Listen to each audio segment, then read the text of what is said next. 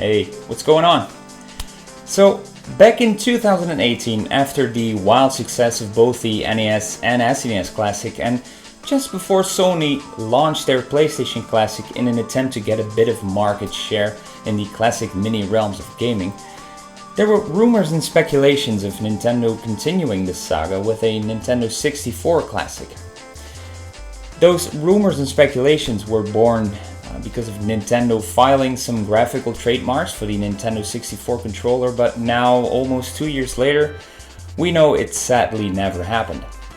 Now, as time progresses, the Nintendo 64's retro status is growing steadily, and people are looking more and more for ways to relive those great memories of Ocarina of Time, Mario 64, GoldenEye, Mario Kart 64, Banjo-Kazooie, Rogue Squadron, and so many more, of course. And I'm not here to bring you yet another video about mini classic consoles, but I'd like to discuss something that might be the next best thing. Besides owning and playing an actual Nintendo 64 with a likely to be broken controller and buying a lot of increasingly growing more expensive games while playing on an HD TV with a composite signal, or investing even more money in an HDMI mod. I'm talking about emulation, of course. There are lots of ways to play N64 games nowadays. Sure, you can play some great N64 classics on the Wii, the Wii U, the Switch, but if you don't own any of these systems, emulation is an easy alternative. People tend to claim you can play N64 games on a Raspberry Pi as well, but the performance just doesn't cut it. Not by a long shot, honestly. A laptop, PC, or mini PC, however, even old ones, are perfectly capable of emulating N64 games with smooth frame rates and even on higher screen resolutions. Now that's great and all, but the most important part of playing N64 games, at least in my opinion, is playing them with an actual N64 controller. Now it's bulky, it's not particularly the greatest controller ever made, the controller layout is weird, but it is the real thing. One thing to keep in mind though is the connector. Of course, you can buy a USB converter for the N64 connector, but in my case, and I think in many cases, my N64 controller's analog stick has had its fair share of abuse, and original N64 controllers in good condition are harder and harder to find. More suitable for PC standards are of course USB or Bluetooth controllers, and there are a few to be found. Question is, are these any good? Can they deliver that authentic N64 experience, or should you stay away from these for whatever reason? In this video, I'll be putting 4 different N64 controllers to the test to see if any of these can replace an original N64 controller. The only rule for this competition is that all controllers need to be based on the original form factor of the N64 controller. So this rules out quite a lot of third-party controllers, and it also rules out the chance of this becoming a 4-hour video, so thank me later. Now, this will not be a video where I will randomly hold a controller, play with it, and then tell you how I think they feel. I will rate these controllers in 4 separate categories, and I will give them a score for each category. So, in the end, we'll declare a winner based on the scorecards. First, we'll assess the build quality of the controller. Is it sturdy? How does the plastic feel? Basically anything you can think of to compare it to the build quality of the original controller.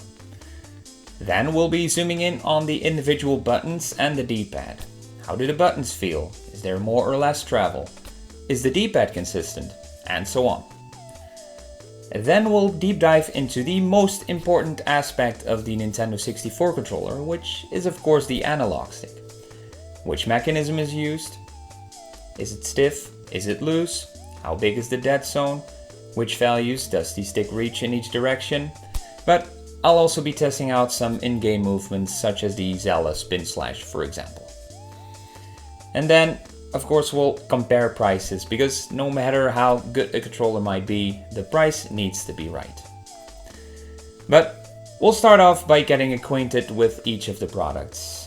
We'll look at the presentation, the packaging, possibly any bonus items, manuals, but I won't give any scores for this particularly because it won't affect the performance of the controller, obviously. Now, enough talking already. Jesus Christ. In no particular order, here's the Retrobit wired USB controller. A nice and simple box design. It has a 1.8 meter long USB cable, and apparently we get precise D-pad action response. Sounds great? The delivery of this controller is quite bare bones. It only comes with the box and the plastic inlay, and that's it.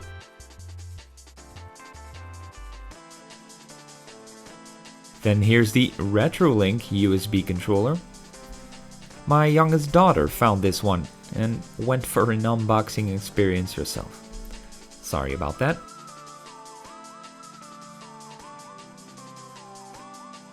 This controller is eerily similar to the Retrobit USB controller, as you can see.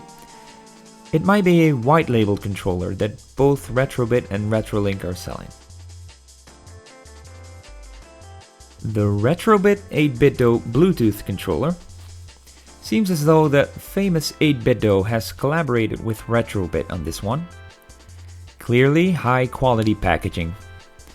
It claims compatibility with a lot of systems, as well as with the 8BitDo Retro receiver, available for a lot of retro consoles. Now this one is in a totally different league. The box is made of thick and high quality cardboard, and it even has an N64 design on it. A nice and fluffy inlay, an instruction manual, the micro USB charging cable, and even a nice Retrobit keychain in there. Cool stuff. Lastly, we have an unbranded N64 USB controller. This is how it was delivered, so I'm guessing I'll only find the controller itself in there. And my guess was right. Just the controller in there. But in the end, that's all we need, right? Now let's get to work.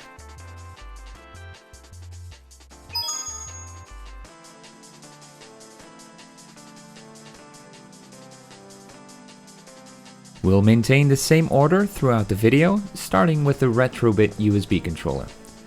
The plastic texture feels exactly the same as the original and weighs just about the same as well. Straight out of the box, the controller has a couple of nasty scratches and scuffs on the surface. That's a shame.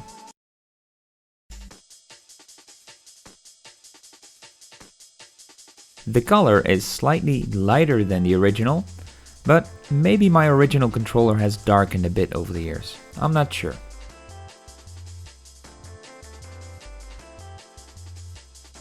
When putting some stress on it and twisting it, you can feel and see it moving along the molding edges, but it's not worse than the original controller, actually. The backside of the controller is exactly the same as the original, except for the hole in the rumble pack slot. Now that we're mentioning it, none of the controllers that we're reviewing today have rumble pack support.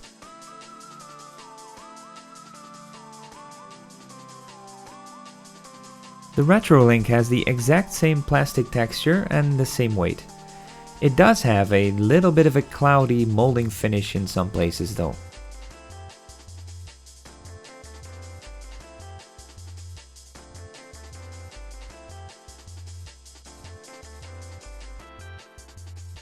Exactly the same as the Retrobit USB controller is the color, slightly lighter than the original.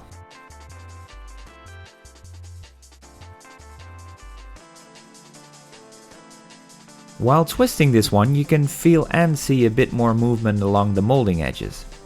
It feels a little less sturdy.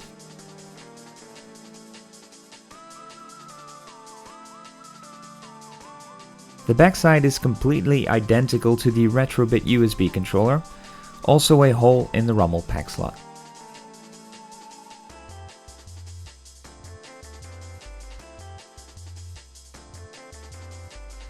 Then the Retrobit 8BitDo Bluetooth controller. The texture is the same as the others, but the finish for this one is really good. Since there's a 480 mAh battery in there, it has quite a bit more weight to it.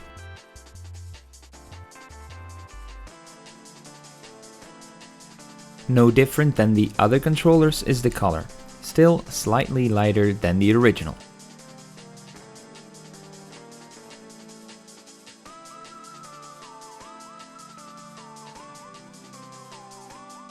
This one is really sturdy, no friction whatsoever, even less than the original controller.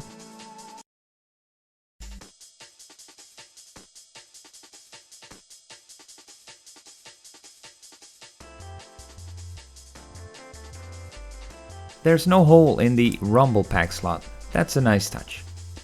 Except for the pairing button, no surprises here. A difference here is of course the micro USB charging port.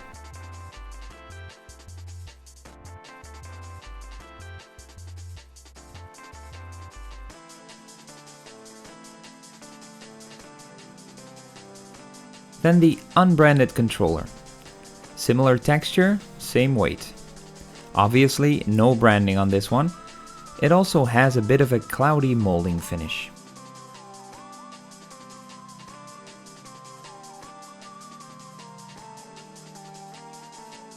It does have a strange color though. It's a couple of shades darker than the original one, while the ad showed the same color as the original.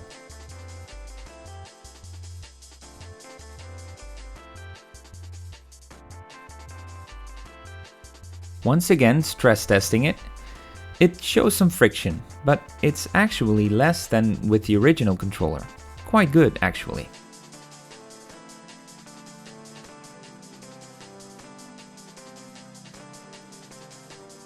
The backside is pretty much identical to the Retrobit USB and Retrolink controllers, except for the wiring that's visible. It's not a problem, but it's not pretty either.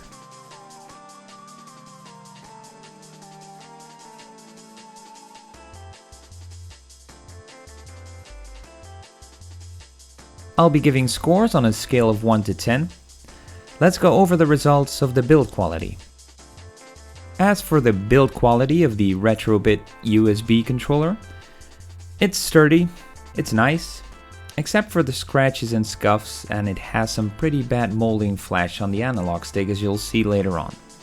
It gets a 6 out of 10.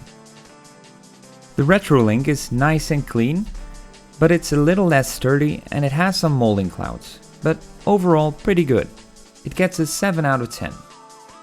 The Retrobit 8-bit-do Bluetooth controller is really nice. It's actually sturdier than the original controller. It has no molding clouds or flash anywhere. Yeah, it's really good. It gets a 9 out of 10. The unbranded controller is pretty sturdy, but the color is completely off. The molding edges are a bit rough, and seeing the wiring in the rumble pack slot is not exactly a nice detail. It gets a 4 out of 10. Alright, moving on.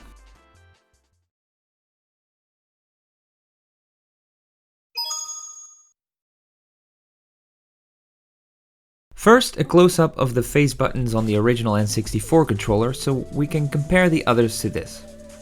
Notice the C buttons rising a little above the A and B buttons. The start button is almost level with the surface of the controller. And you can also see that top of the C buttons nicely align with the shape of the controller itself, sloping down basically. These are things to look for with the other controllers. So here's the Retrobit USB controller. The C buttons are nicely aligned with the shape of the controller, but you can see the A and B buttons reach about the same height as the C buttons, which is not accurate. The start button stands out a bit more than originally as well. Now we see more signs of the Retrolink controller possibly being identical to the Retrobit USB controller. Exactly the same features and details are seen with the A, B, C and start buttons.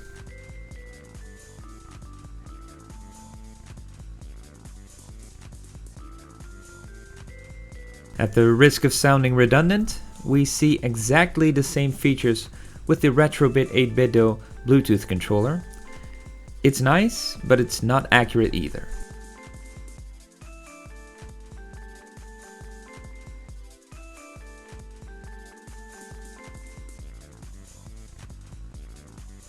The unbranded controller is kind of a mixed bag in this department. The A, B, and start buttons are a bit more accurate in terms of height, but the C buttons are really weird. If you look closely, the top of the C buttons stick out in all kinds of directions. It's really strange. Now let's listen to the buttons for a better idea of how they feel.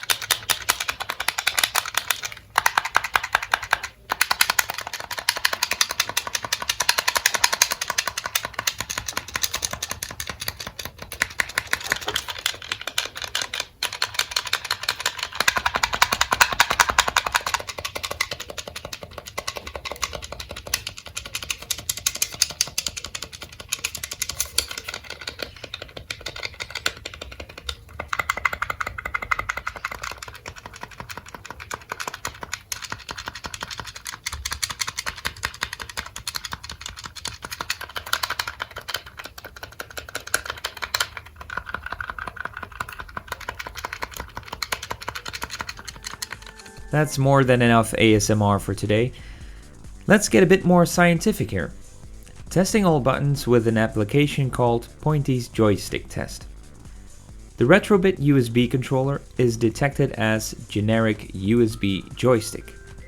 Apparently, the detected device can handle up to 12 buttons, but only 10 are utilized for the N64 controller, not counting the analog stick, that is.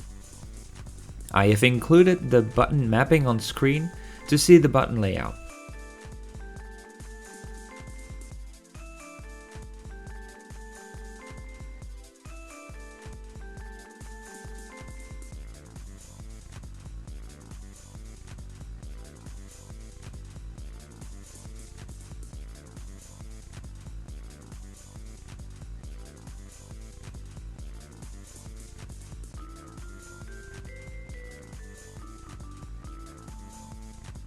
The D-pad seems to work fine. It's a bit difficult to hit those diagonals individually, but the same goes for all controllers. It's fine that way.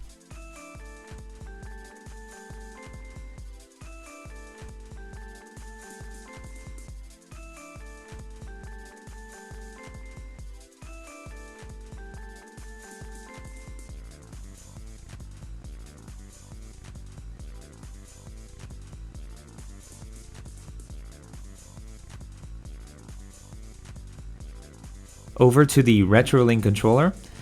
This one is also detected as generic USB joystick.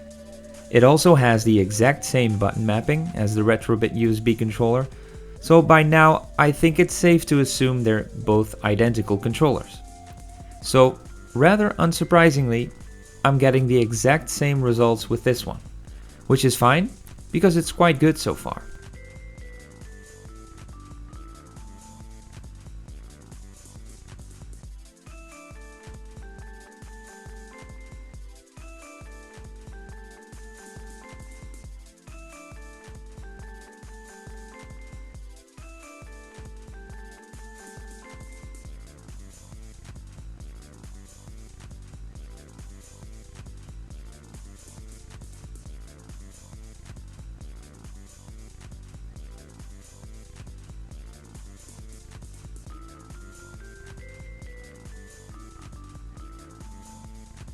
The Retrobit 8-bit-do Bluetooth controller seems to have its own dedicated PCB inside. It's detected as 8-bit-do N64. It has a completely different button mapping as the previous two controllers, and it seems to be capable of handling up to 15 buttons. Interesting layout, as you can see.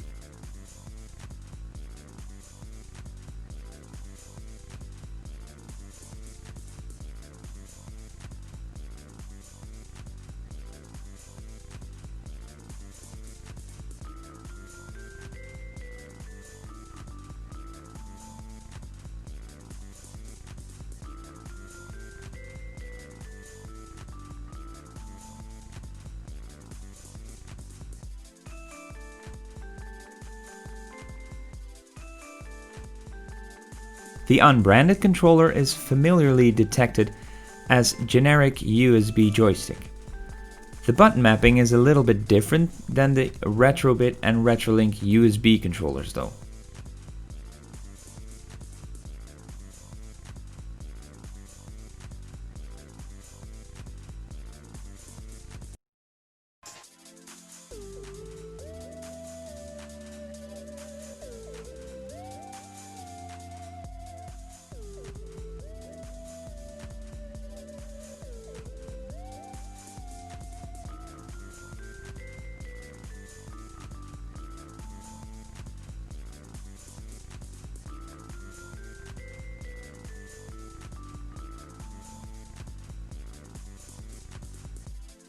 Back to the scorecards then. I haven't found any defective buttons, which is good of course. The Retrobit USB controller's buttons are fine, but they do have a little bit of a plastic feel to it. The A and B buttons especially could have been a bit more spongy like the original, but maybe that will come after hours of gameplay. The D-pad however feels great. It gets a 6 out of 10. The Retrolink USB controller is completely identical to the Retrobit USB controller, so it seems. It shares the same criticism as the Retrobit USB controller of course, so it gets a 6 out of 10 as well. The Retrobit 8-bit-do Bluetooth controller once again does a great job.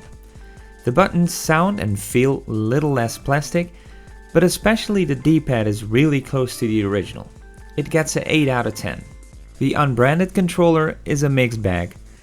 Most buttons feel and sound exactly as the original, except for the C buttons and the D-pad. The D-pad is a bit more stiff and sharp around the edges. The C buttons are rather weird, with the surface sticking out in all directions. It's not a problem, but it just feels off. It gets a 5 out of 10. Let's keep going.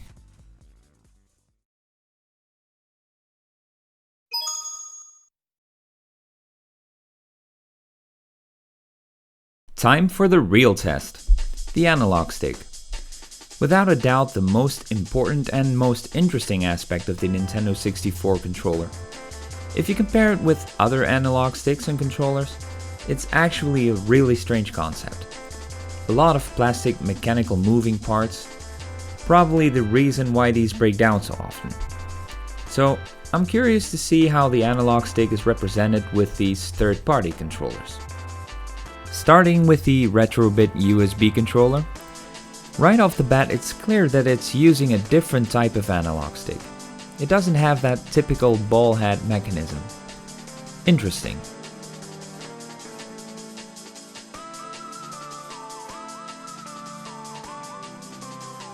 And here the comparison between the original and the Retrobit USB controller. The stick is a little bit thinner, but it provides about the same grip. We already established the Retrolink being identical to the Retrobit USB controller, so here as well that same interesting analog stick.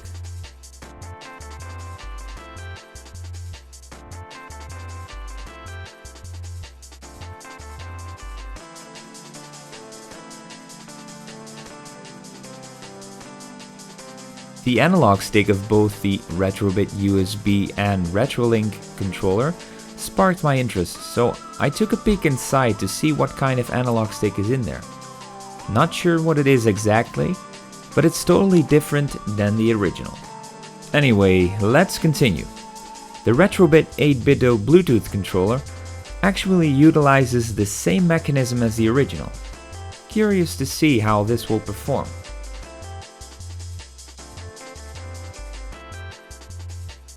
The stick itself is an exact copy of the original. Very nice. The unbranded controller is also equipped with the N64's quirky analog stick mechanism. The stick itself feels a bit sharp around the edges. The outer grip circle on top is embossed a bit too much. And aesthetically, this stick differs the most from the original.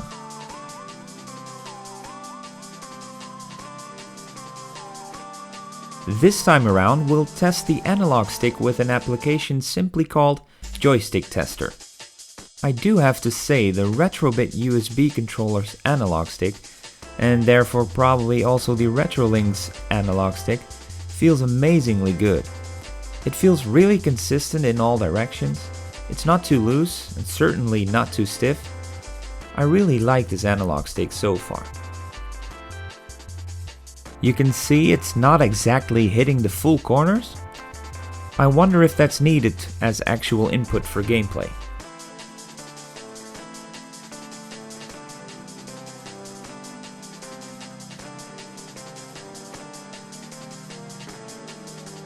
The Retrolink controller's analog stick indeed does feel exactly the same, so also really nice.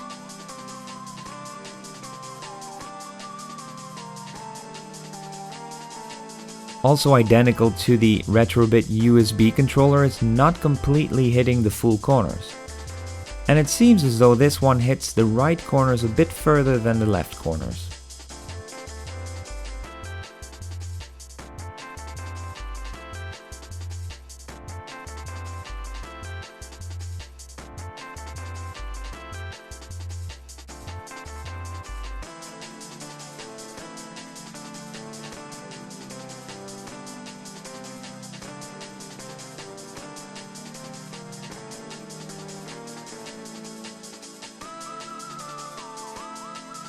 Next up, the Retrobit 8-bit Bluetooth controller.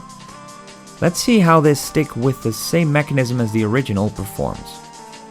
The stick feels okay, but the inside corners of this stick housing are a bit harsh. The stick is hitting those corners a bit hard. You can also see this on screen. Instead of a more fluid circular motion, it's a bit hesitant to move out of those corners. I wonder if you'll notice that during gameplay.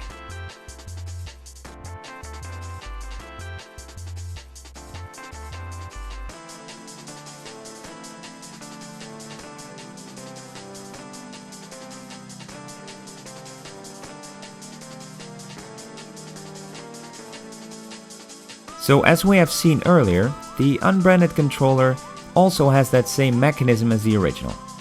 But in this case, it's the bottom left corner where it feels as though the stick is hitting a bump or something. But this one, though, is the only controller that's actually fully hitting all those corners.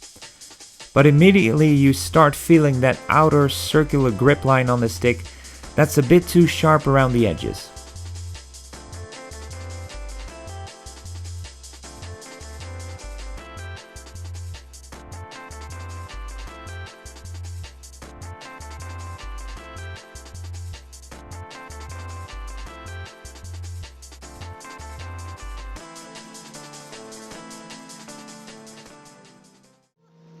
About time for some gameplay footage. Here I'm trying to pull off the Zelda spin attack as consistently as possible. And yes, it worked great. I was never a spin attack pro, so whenever I fail to do it, it's just the fact that I need to get good.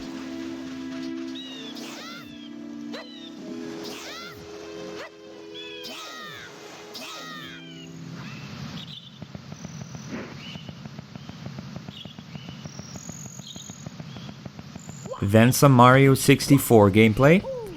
Also here, the stick is performing fantastically. In all directions it's very responsive.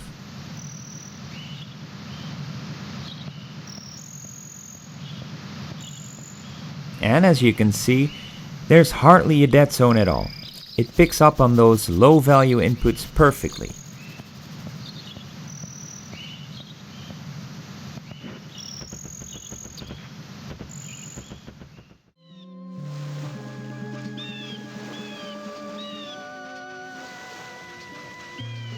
Unsurprisingly, the same performance for the Retrolink controller, quite consistently pulling off the spin attack.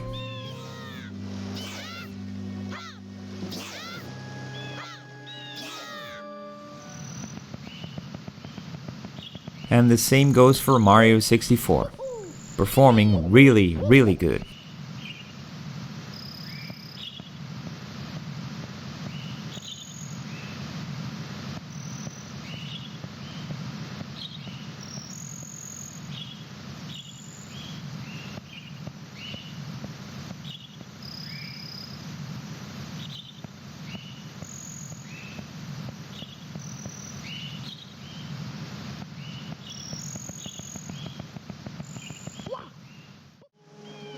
Now for the Retrobit 8-bit Bluetooth controller with the original mechanism inside for the analog stick. Pulling off the spin attack very well. Those harsh corners in the analog stick housing I was talking about earlier, I don't really notice now while playing, so that's good.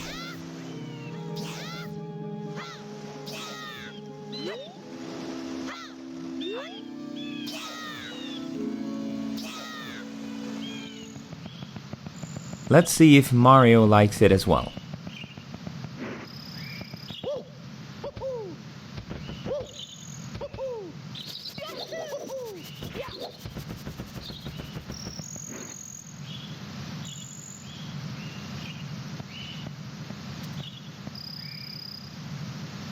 Now trying out the dead zone for this stick, but this is where the controller fails convincingly. The dead zone towards the right is just horrible. The stick needs to be moved all the way to the right for some movement. Moving down, it's the exact opposite.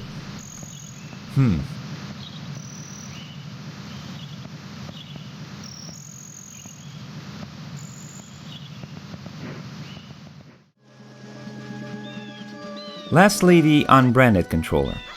I managed to pull off the spin attack pretty well, but once again the stick just doesn't feel nice because of these sharp edges around it.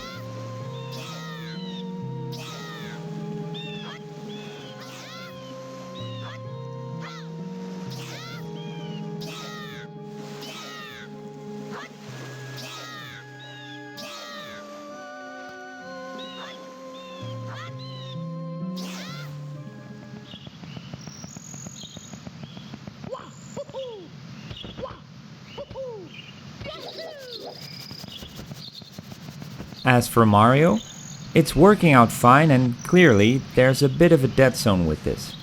But overall it's performing okay. At least a lot better than the Retrobit 8-bit controller.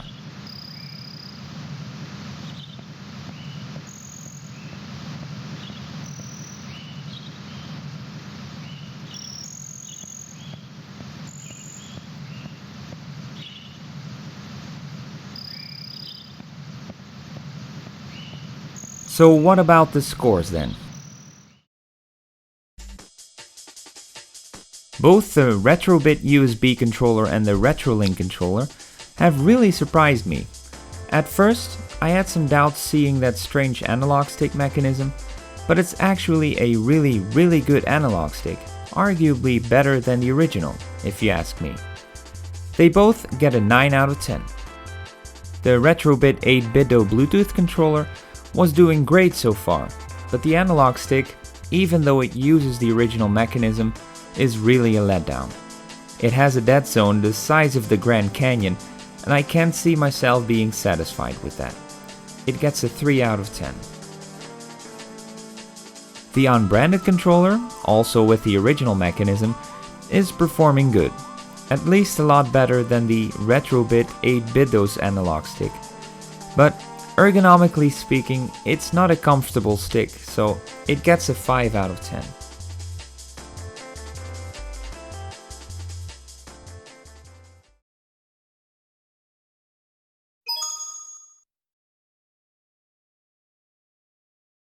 So let's discuss value. I had all 4 controllers lying around for a year and a half before I started to work on this video. In terms of original form factor N64 USB controllers, nothing has really changed since then. There have been released a couple of new controllers based on other form factors, but none based on the original. Perhaps for good reason, since not everyone likes the original N64 controller, let's be honest. But what has changed is the availability of the controllers seen in this video. Starting again with the Retrobit USB controller. I bought this controller for €19.99 in euros, without shipping. Funny thing is, it's almost nowhere to be found anymore. The Tribute 64 by the same Retrobit, I guess is the new king in town. But back when I bought the Retrobit USB controller, prices were generally somewhere around the $20 or €20 mark.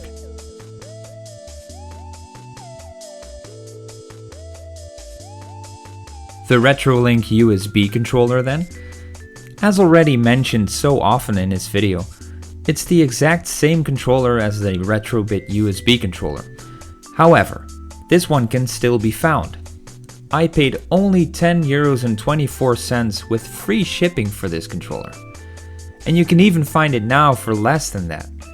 You should be able to get this well below $10 or €10. The Retrobit 8-bit-o Bluetooth controller is a big mystery. It's sold out practically everywhere and it vanished completely from online stores and eBay. And if you do find it, it's ridiculously expensive now and it's labeled rare by each and every seller. By the looks of it, the production of this controller was very limited. A year and a half ago I paid €39.99 for it, but prices for this controller have skyrocketed since, so be aware. You can find lots of unbranded N64 USB controllers on eBay. They're most likely not all the exact same controllers, but I have had about 3 different unbranded controllers up till now, and they were all identical to one another. So, for the most part, I say you'd have to expect getting the exact controller as you have seen in this video. I have paid €12.05 for it with free shipping, but you can find it for less than that. You can find this for well below $10 or €10 with free shipping.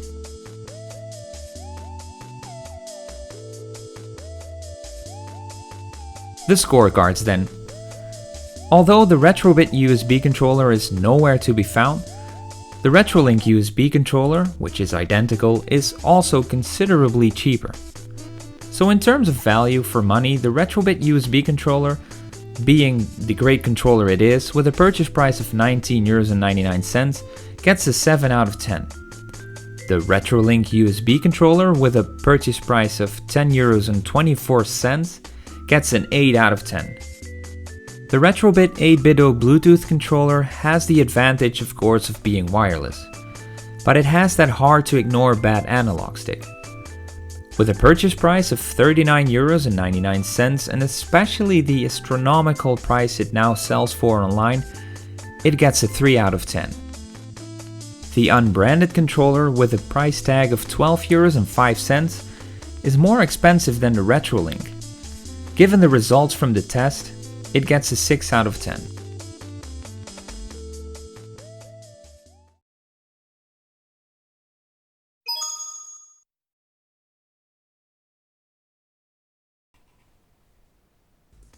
So the mathematicians among us might have already come to the conclusion that the winner of this test is the Retrolink USB controller. The average scores speak for themselves. I think it's absolutely fantastic that for under $10 or €10, we can have this great of an N64 experience.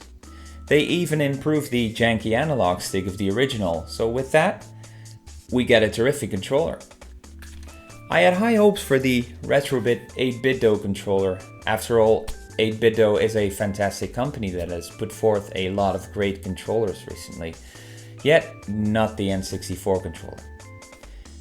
In the end, even if you have other preferences, just for the couple of bucks that the Retrolink USB controller costs, you can hardly go wrong. So I'm curious, do you have any personal experiences with any of these controllers, and do you share my views? Or do you disagree? Let me know. In any case, I hope this review proved helpful for some of you in choosing the right controller. So, thanks a lot for taking the time out of your day to watch this video, and till next time.